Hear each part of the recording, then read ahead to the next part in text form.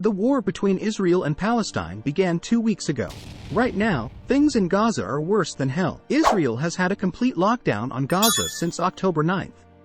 In Gaza, this means that Israel has cut off food, medicine, water, and even electricity. On top of that, the constant bombing is unthinkable. We are shocked by what we see in Gaza. Watch this video. Whole neighborhoods are now nothing but rubble. Those were the buildings in Gaza that Israel was going after. More than 2,800 Palestinian citizens are thought to have been killed.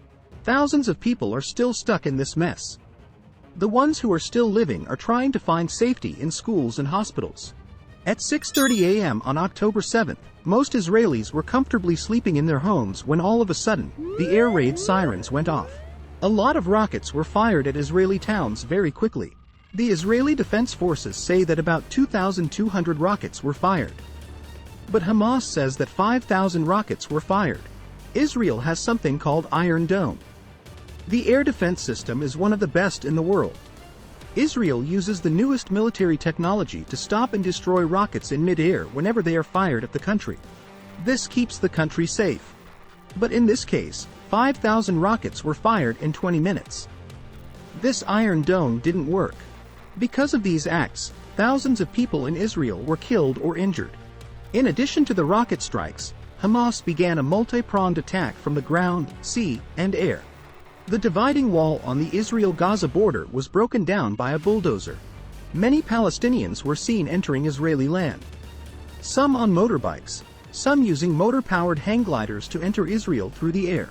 Apart from this, Hamas also struck Israel from the sea using speedboats. Many events took place within a day. A military base on the Israel-Gaza border was also struck.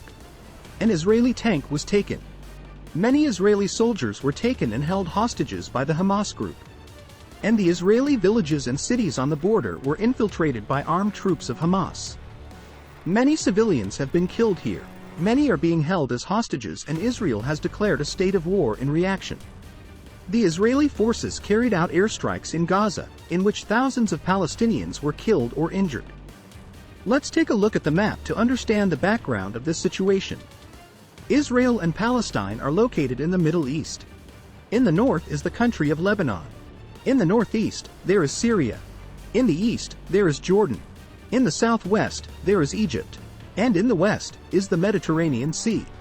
If you zoom in on both countries, the spot in the middle is the country of Israel, and the territories of Palestine are split into two parts. One is the area of the West Bank, which is in the west of Jordan, and the other is the Gaza Strip, which is in the southwest of Israel and borders Egypt. There are many Israeli settlements in the Palestinian area of the West Bank.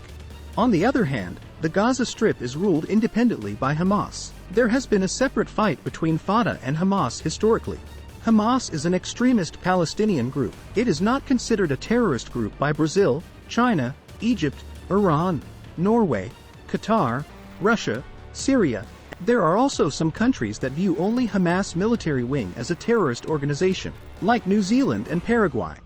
Mohammed al-Diaf, the military leader of Hamas, has called this attack Operation Al-Aqsa Flood. They also said that Hamas is doing this because Israel has done terrible things to the Palestinians, and that this is a direct response to what happened at Al-Aqsa Mosque. Because of this, Israel launched its own attack, which was called Operation Iron Swords.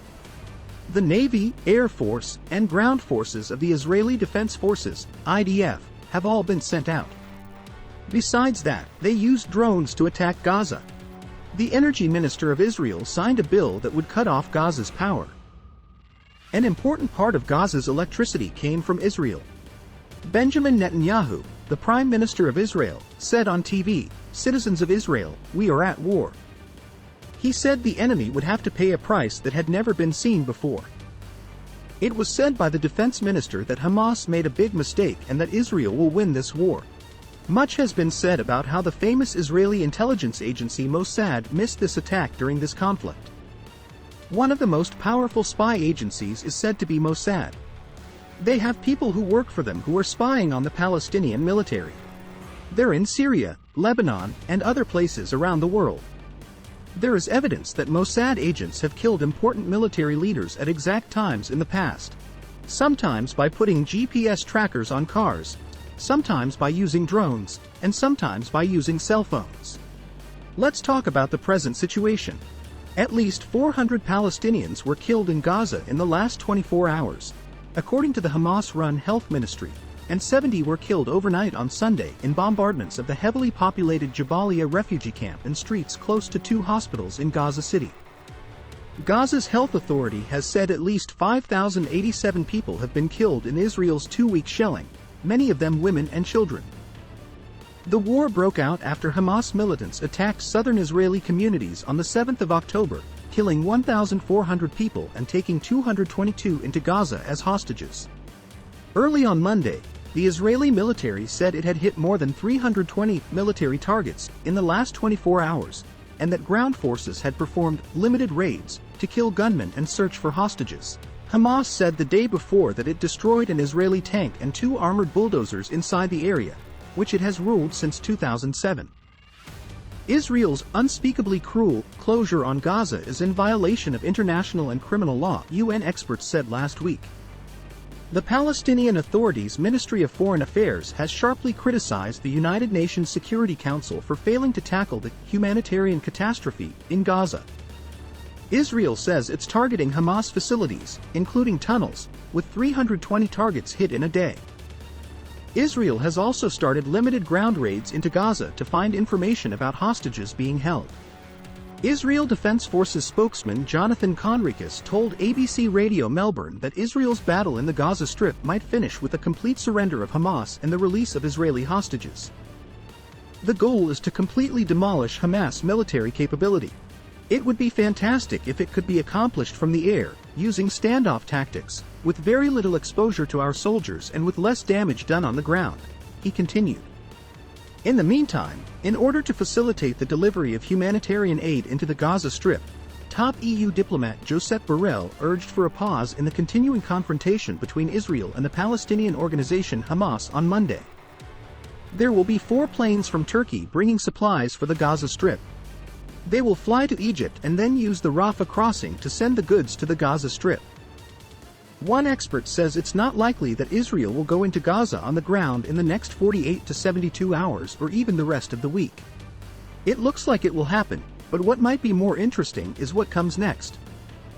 Samuel Ramani, an associate fellow at the Royal United Services Institute think tank, said on Monday that it is very, very hard to see what could happen if and when Israel succeeds in its plan to destroy Hamas right away.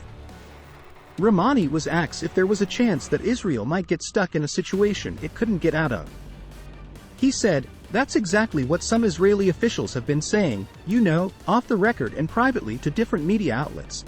We don't really know what will happen next." Ramani also said, "It is very, very hard to know what will happen once Hamas leaves. There is a chance that many civilians will die in this war. Hamas could go underground or new extremist groups could form, putting Israel's security at risk again.